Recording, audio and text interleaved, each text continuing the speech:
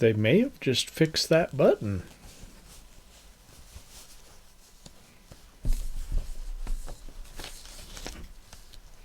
Okay, I'm cheating.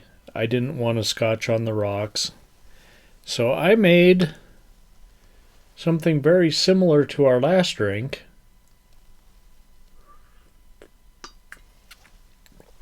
And I know I had a drink before that had scotch and sherry in it, a blended scotch and sherry. But I kind of just made like a Rob Roy here with this in the same way where I mixed the, I did, half a shot of sweet vermouth and half a shot of sherry. And then, I found some of those, I found some of that fresh rosemary still in my fridge. And I'm like, you know what? We're just going to fucking wild out here. We got 2 shots of scotch. We got half a shot of sweet vermouth, which would make this kind of a Rob Roy. And then we got half a shot of sherry, which I don't know what that makes it. And, yeah, garnished with rosemary, which I will be picking out of my mouth because, like, a whole stem it dried out. Okay. What the fuck ever. It's delicious. This is fantastic, and it's going in my drink repertoire.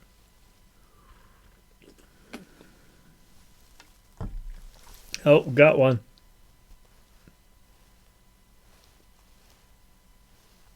Can we get it? Okay. Let's move on. I was thinking that this had something to do with the sun too, but I think we're really dealing with the sun and the moon. I don't even know what this means. Hold on, we're going to look it up. It is Italian.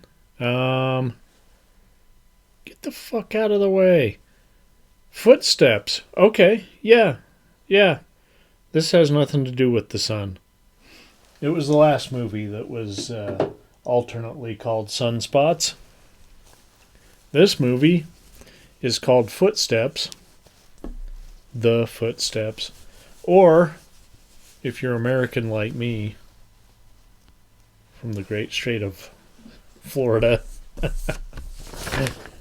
Footsteps on the Moon. That's a fantastic poster, don't you think? We have, we don't care who presented it. Florinda Balkan, Luciano Perugia, and Marina Cicogna? Yeah, sure. We'll set that over there too. Footprints on the Moon, a.k.a. La Orme. Directed by Luigi Bazzoni, with 2 Z's.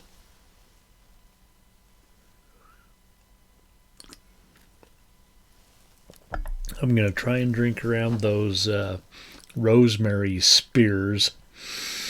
Now, what the poster doesn't mention, and I would think he was a big star by then, starring Klaus Kinski is in this movie, and Brazilian model / actress Florinda Balkan.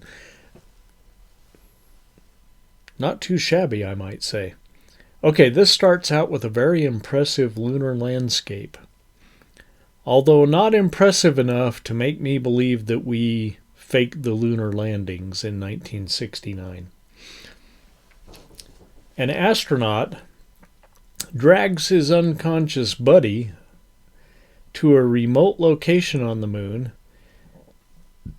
and the former, the draggee, watches in horror as the lunar module blasts off and leaves him there on the fucking moon. All right. Alice Sespi awakens from this nightmare. Yes, it's her nightmare, to the phone ringing, the coffee brewing, and she finds a torn-up photo of a hotel. At work, she hands over her transcripts, only to find out later than she thought. You see, it's not Tuesday, it's Thursday. So yeah, we got a missing time episode here. Poor Alice. Boss is like, these were due on Tuesday. Where the hell have you been?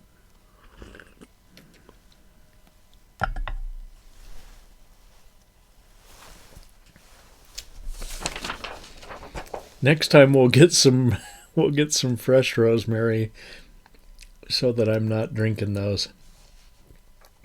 She calls her friend Mary and tells her what strange things have been happening and starts to remember bits and pieces of Monday. How she panicked in the translation booth, like she works in the court as a translator. And, she kind of like panicked and like went running out of the building. She knows the answer lies at the hotel. Because, of course it did. Why else would she find the picture in the trash? Okay. Off she goes to Garma, Croatian Yugoslavia, I presume, since it's an island. She meets Harry, who drops her at the hotel. Oh. That on my white glove. And yeah, it's the hotel in the picture. And she tries to settle in, but everyone there remembers her being there Tuesday. A little girl on the beach and a lady knitting on the beach. She even finds that she has ordered a hat, shoes, and glove, like all matching yellow, I believe. Kind of like my grandma used to do. my grandma, because she had the white gloves.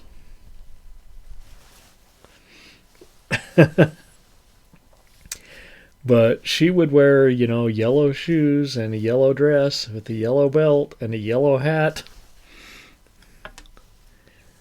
Whether it was mint green, pink, didn't matter the color. It was all the same fucking color, except for the white gloves.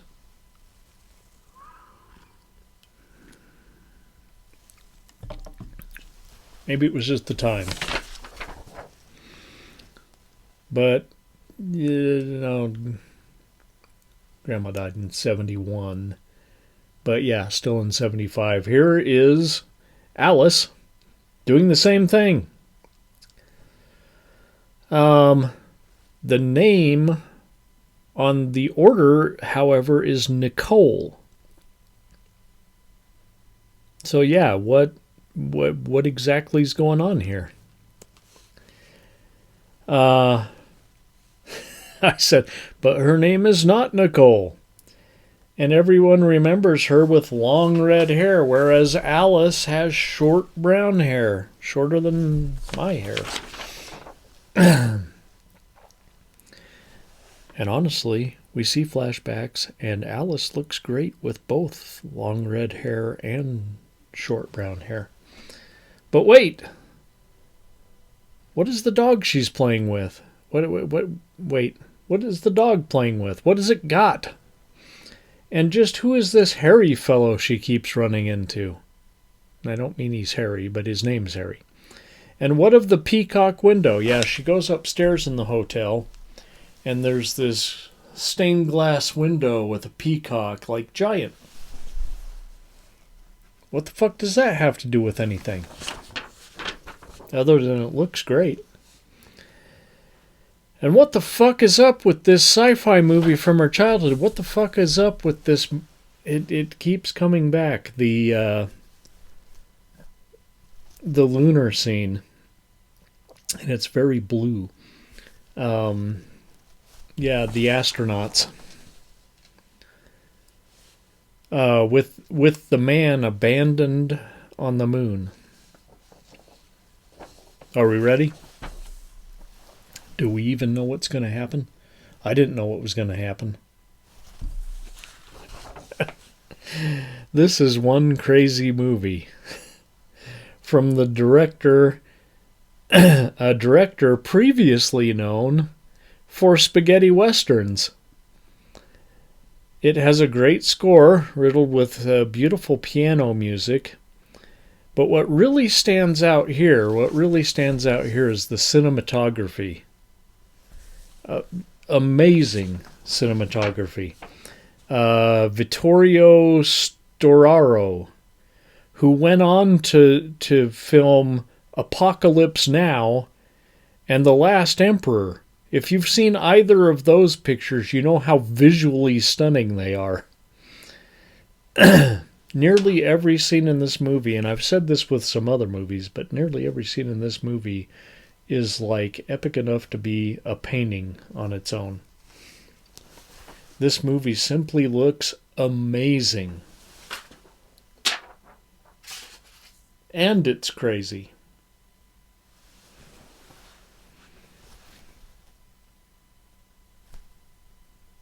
We have a 5-ring circus tonight on Feature 2. Footprints on the Moon.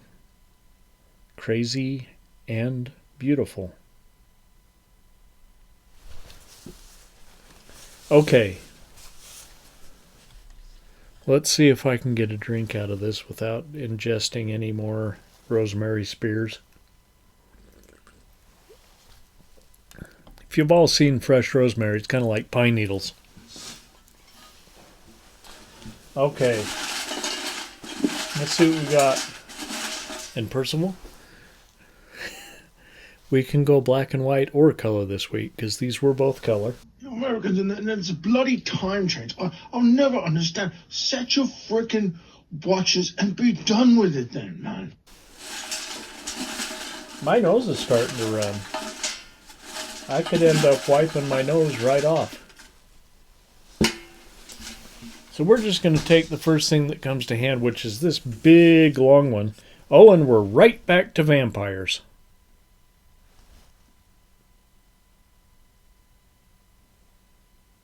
I might have to check and make sure we haven't done one of these before. You know, I have screwed up before and got the same film on two things, but I don't think we have.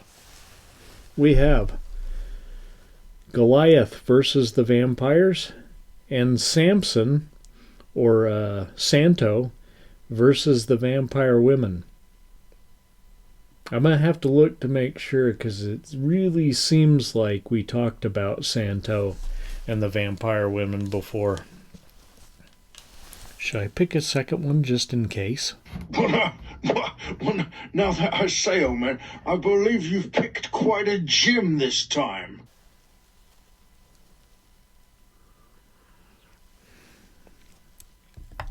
Tell you what, if I've covered either of those and need to redo the bucket, I'll let you know on Instagram and Twitter. So we'll just go ahead and assume that this is what we're going to do. We're right back to vampires after like 2 weeks of vampires with our 300th episode. So, if you liked what you saw, give us a thumbs up. If you didn't like it, give us a thumbs down. Leave me some comments. I'm still replying to every comment. Not like that day or anything, but like as soon as I can. I'm still replying to every comment.